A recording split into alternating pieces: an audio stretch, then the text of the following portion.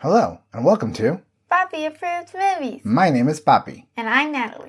In our podcast, we will review and critique my favorite PG-13 movies. Movies that I wasn't allowed to watch until I turned 13. Every Sunday, Natalie and I will watch a new PG-13 movie. And I'll see if Papi's movies live up to the hype. Which of course they will. Today we're going to be watching A Knight's Tale.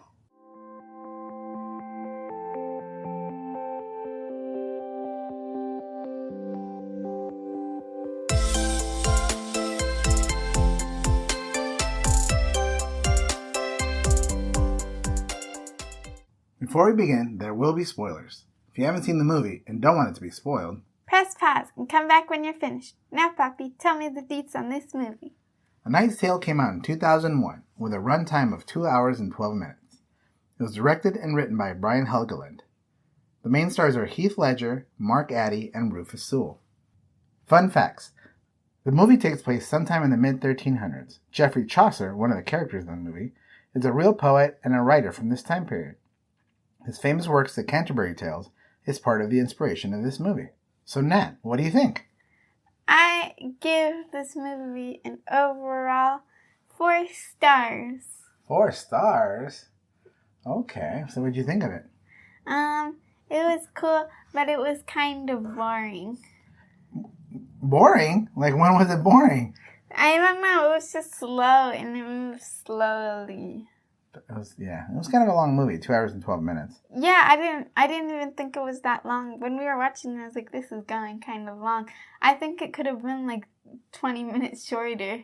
I don't know. I think you would have missed so many important, wonderful parts. I don't think it should have been 1 minute shorter. They could have cut it down. Why don't we get into the recap? We meet Squires Watt, Roland, and William, all trying to wake up a knight that they serve. But he's dead. His name is Sir Ector. They're bothered by his death, not because he's died, but because he cannot complete the tournament and they will lose out on the prize money. There was no grieving there. No, not at all. Actually, Watt, the character, was kicking him. Slapping him across the face. Trying to get him to be alive, but that wasn't going to happen.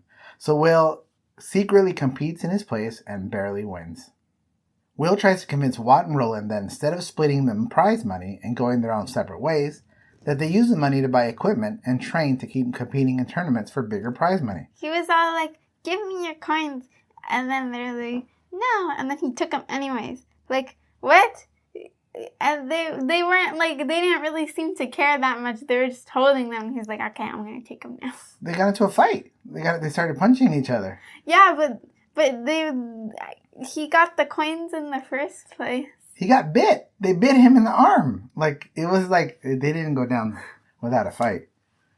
Anyways, after the fist fight, they agreed.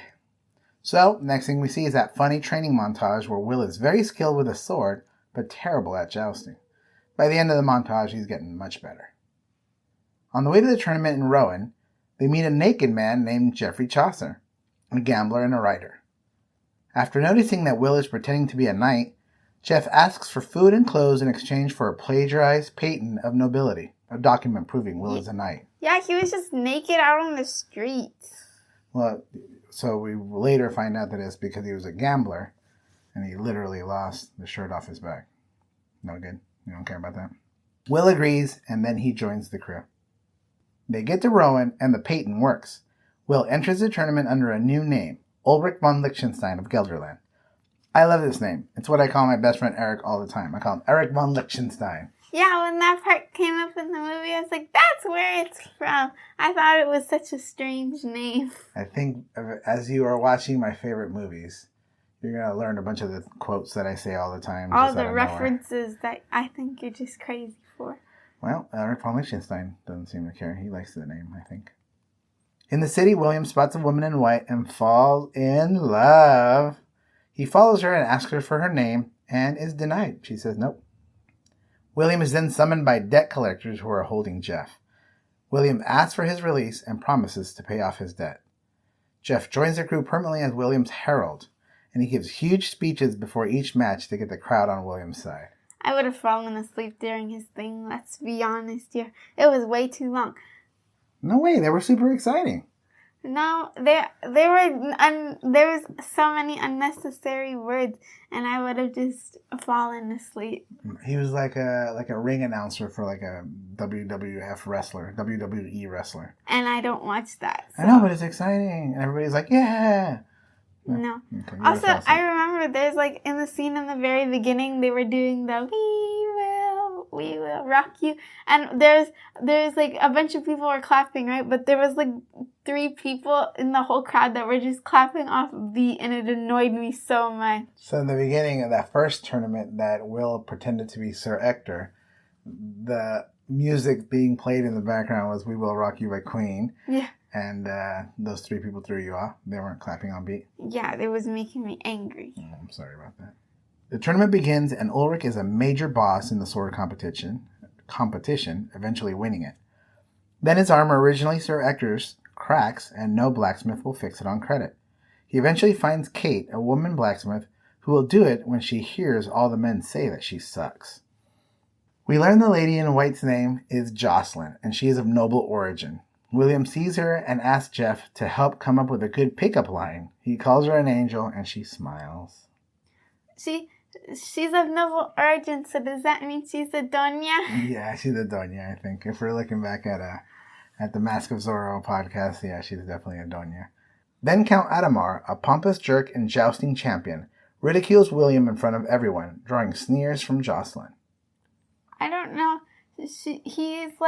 He hates on them, and then everyone else is like, yeah, let's hate on him. Like, does no one else think, like, oh, this is kind of mean? They're all just like, haha, funny. It's kind of like how the bully always has a bunch of, like, little sheep that follow him. That's true. Yeah. William's next match is with Sir Thomas Colville. They are tied, but Colville gets hurt and asks Will if he would play him to a draw to avoid withdrawing and save his honor. William complies, and they do. They play to a draw. What if in this moment he was just like, haha, just kidding, and then like whacks him? I know. You know, sometimes if you've ever seen boxing or even MMA, before the round starts, they touch gloves, kind of like a show of respect to each other. But you got to be careful, because what if the guy is going to pretend to touch your glove and then he punches you in the face? So kind of similar. But he didn't. Colville did play to a draw, and then he drops out of the competition so that way William gets to the finals.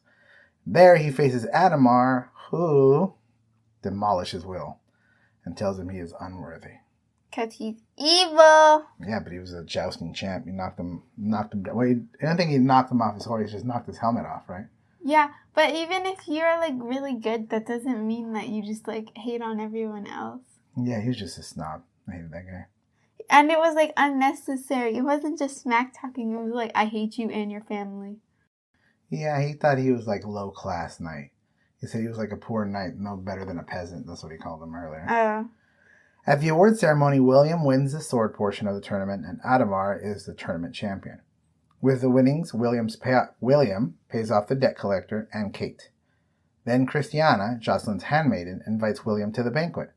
William learns a basic dance with the help of Kate, who has now joined the group as their blacksmith. They have a scene of like the guy, and they're like, what color tunic is he gonna wear? And he's just describing the colors of the tent he's looking at.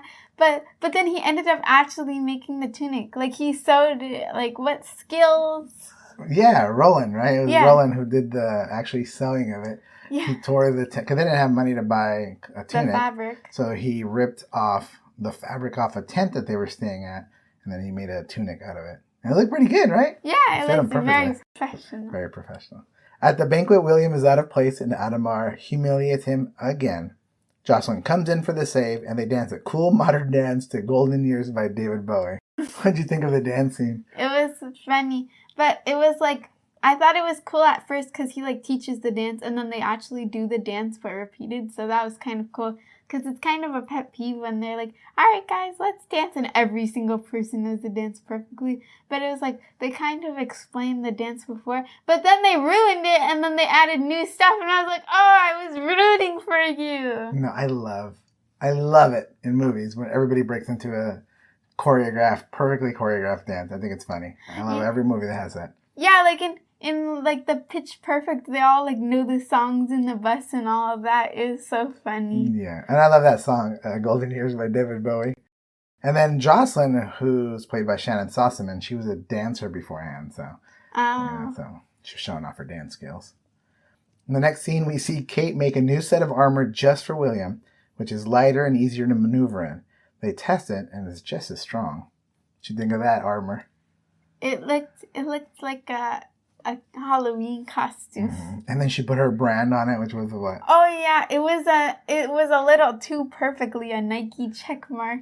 Yeah, it looked like a Nike. Was it a product placement? I didn't think so. I mean, I guess if you're gonna place a product, it was like too perfect. It was one on top of the other though, so I don't know if. But they weren't touching.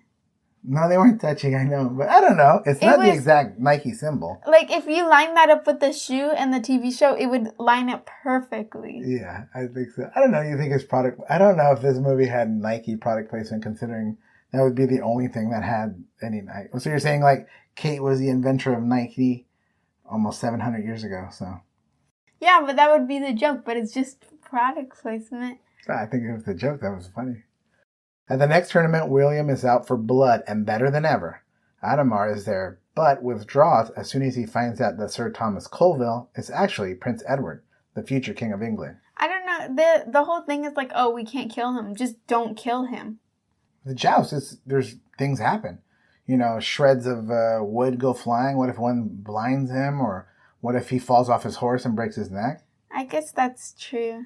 So Count Adhemar, being a noble guy, he's like, I can't fight him, otherwise, you know, something bad can happen. William, he doesn't care. So he battles Prince Edward, and after the match, William acknowledges he knows Colville's true identity, but he did not withdraw because it isn't in him to do so. Colville agrees and shows William respect. William wins the tournament, but is angry because he didn't beat Adhemar. Jocelyn invites him to another banquet, but in his frustration, he calls her a silly girl. Do you like that part? Nope. He's always having these tantrums in this movie. He's all like, "Rah!" like random times. He growls too. He's like, "Arr!" He does do that. He kind of like sneers at people. It's like a little kid having a tantrum because they couldn't have dessert. He did it. He did it like 4 times. He did a couple towards Adhemar. He did a couple towards Jocelyn. Yeah, he was definitely kind of childish in that way. Yeah, that's why I think you like him, because he is childish. Like one of the funny lines is when he was going to the banquet, Kate asked him, how are you going to comb your hair? And he's like, is there another way? Like he didn't know that there was any other way to do his hair except for the way he had it. Which was all crazy. And he did. He combed it, right, for the banquet? Yeah, he ended up combing it. Maybe Kate forced him. Maybe she's the one that, told him, come on, buddy. Count Adhemar is called back to the front line of a war, and William wins every tournament in his absence. His wins feel hollow because Adhemar is not there and Jocelyn won't talk to him. William's entire crew create a poetic letter and send it to Jocelyn. She forgives him and sends a token of her love back through what? What was that token? A handkerchief?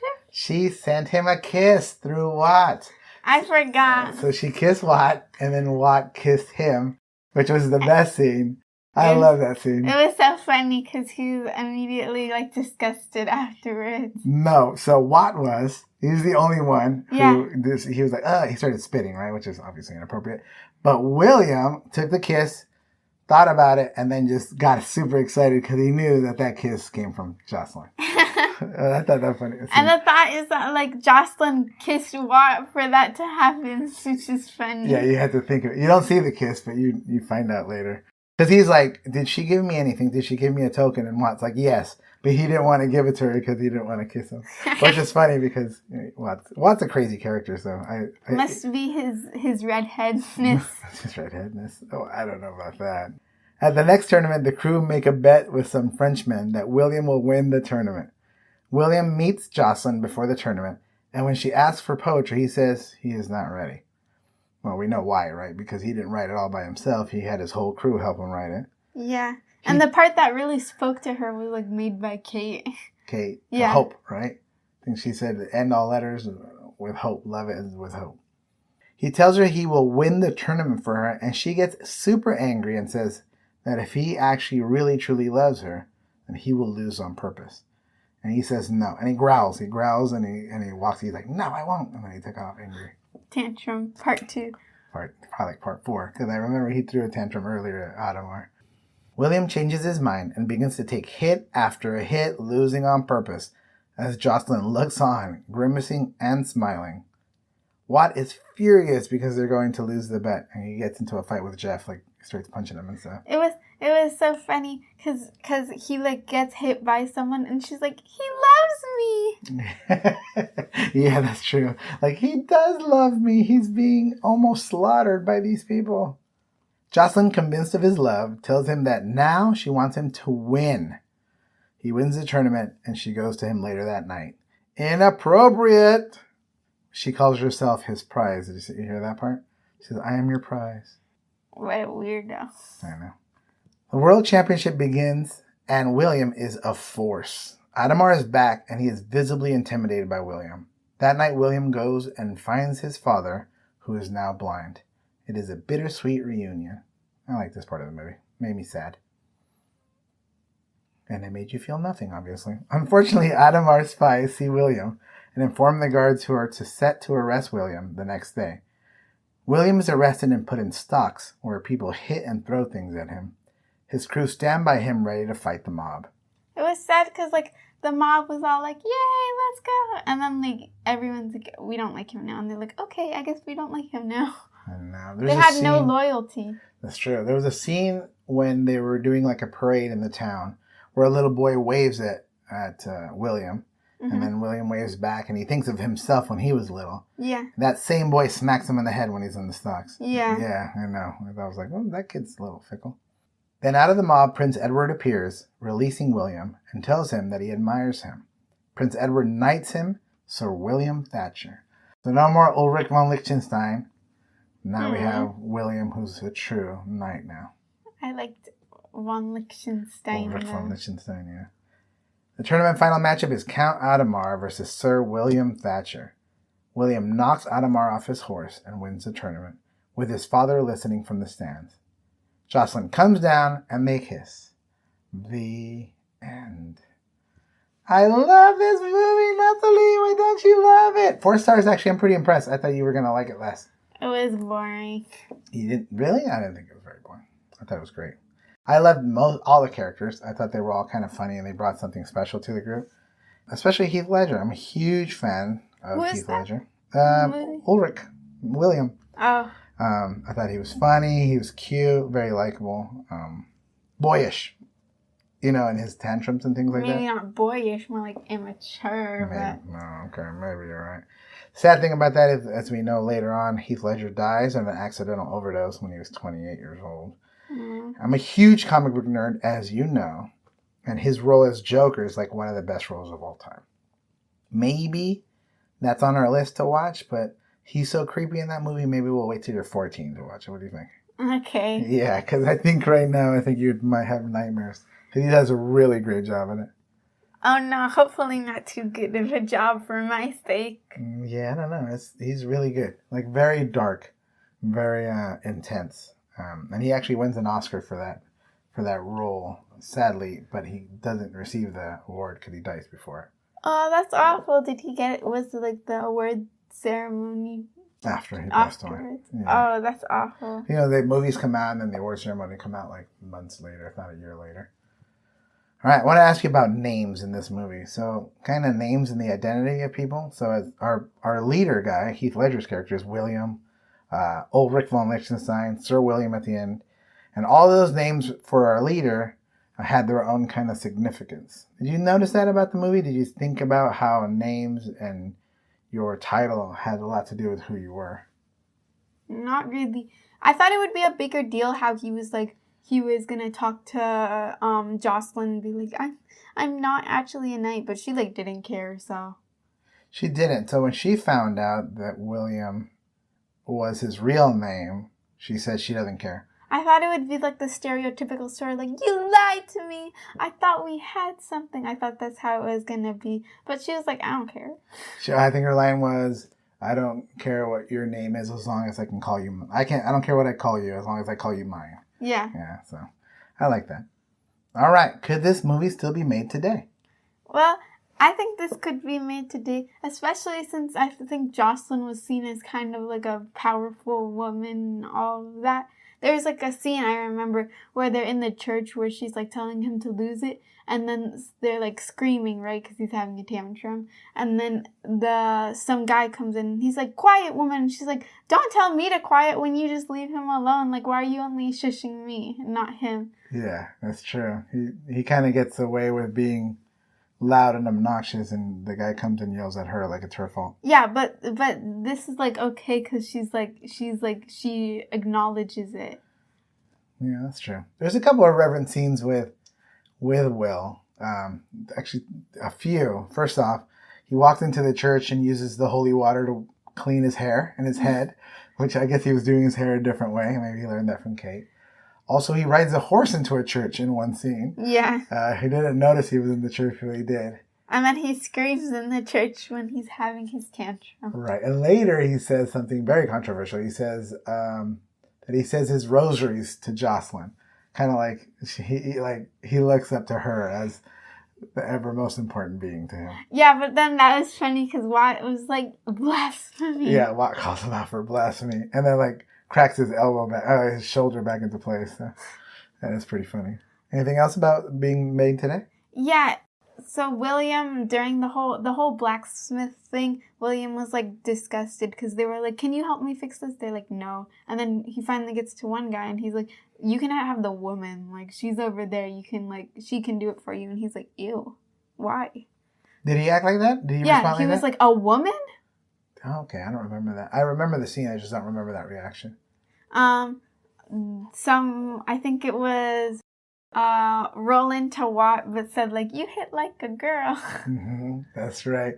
And then he was going to say it again, and he gets punched in the face. Yeah. So, Jeff calls Roland a girl, and then Watt punches him in the face. So Watt's kind of that character who's just a clown, because that, and then the disgusted for kissing Heath Ledger, for kissing William, those two kind of tell you a little bit about Watt. And then also, like, Count Adamar, he seemed fine at the beginning, just kind of a jerk. But at the end, he was all like, Jocelyn's gonna be mine. She's like my prize. And then he called him just like another trophy. Another trophy to be mounted on the wall, kind of thing. Yeah. Yeah, we didn't talk about that scene, but Count Adamar is in negotiations with Jocelyn's father to be married. So we leave the movie, right? And they're together, but I don't think that negotiation ended just because Adamar lost the match. So yeah, that's true. Yeah, I don't know. And then also like the fact that there's like negotiation at that time where she's just kind of being like pushed away to some man. Yeah, that's true. That your parents are deciding who's going to marry who. Does it pass the Bechdel test? No. Hard now, huh? Well, it goes pretty far. Let's start with the first part. Are there two named women in this movie? Yes, there's Jocelyn, there's Christina, and there's Kate. That's right. There are three. No, I think that's it. All right. Do the women talk to each other? Yes, Christina talks to Jocelyn. Christina talks to Jocelyn, and Christina talks to Kate when they're like all in the group. Is that right? Okay. Mm-hmm. Now the last question. So far we're 2 for 2. We're winning. We're almost there. The third question is, did they talk about anything other than a man? No! All they did was talk about Ulrich and how much she loves him and the poetry and all that. You're right. So this does not pass the Bechdel test. Fail. Hard fail. I know. If we had sound effects, we would have like or something like that. You know what I mean? Yeah. That kind of noise.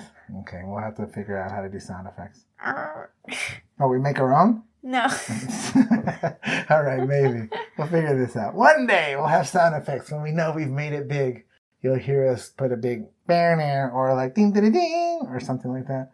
For when there's not going to be ding. There was Pitch Perfect, and I think next week's movie is going to probably pass too. So I chose Pitch Perfect. It was on my list. Okay, so you're not. I watched that movie too. Okay, I watched that movie more than one time. So don't act like you chose the one movie that's good. And then there was another one that passed. No, we did talk about it. We'll have to think about it. Nah, who cares? Anything else you want to talk about before we say goodbye? Nope. All right. Thank you for tuning into Papi Approved Movies. If you like this episode, make sure to subscribe, rate, and review on your favorite podcast app. We usually put out an episode every week. If you want to suggest a movie for us to watch and critique, email us at papiapprovedmovies@gmail.com. That's papiapprovedmovies@gmail.com. No spaces, no caps. We'll try our best to get to your suggestion. And remember, it has to be PG-13. Next time, we're watching Mean Girls, so I hope you join us. I'm Papi. And I'm Natalie. See you next time.